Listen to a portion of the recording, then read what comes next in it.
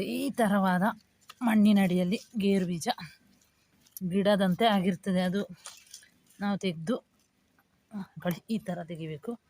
ಇದನ್ನು ಒಳ್ಳೆ ವಾಶ್ ಮಾಡಿ ಪಲ್ಯ ಮಾಡಬೇಕು. ಒಳ್ಳೆ ಸೂಪರ್ ಆಗಿರ್ತದೆ. ಇದು ಸಿಗುವುದಿಲ್ಲ ಹೊರಗಡೆಯಲ್ಲಿ, ಎಷ್ಟು ಹಣ ಕೊಟ್ಟರು ಸಿಗದಂತಹ ವಸ್ತು.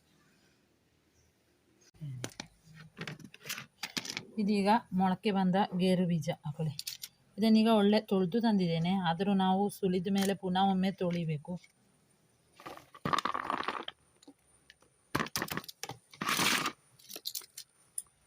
ಈ ಥರ ಗೇರು ಬೀಜದ ಬಣ್ಣ ಸ್ವಲ್ಪ ಜಾಸ್ತಿ ಇದು ಮೊಳಕೆ ಬಂದಿದೆ. ಬೇಗ ತೆಗಿಬೇಕಿತ್ತು, ಜೋರು ಮಳೆ ಆದ ಕಾರಣ ಹಾಗೆ ತೆಗಿಲಿಕ್ಕೆ ಆಗಲಿಲ್ಲ. ಸುಲಿದಂತಹ ಗೇರು ಬೀಜ ನೋಡಿ ಈ ಥರ. ಇದನ್ನು ಬೇಕಿದ್ರೆ ಪಲ್ಯ ಮಾಡಿ ತಿನ್ಬೋದು, ಅಲ್ಲದಿದ್ದರೆ ಹೀಗೆ ತಿನ್ಬೋದು. Thank you for watching my video.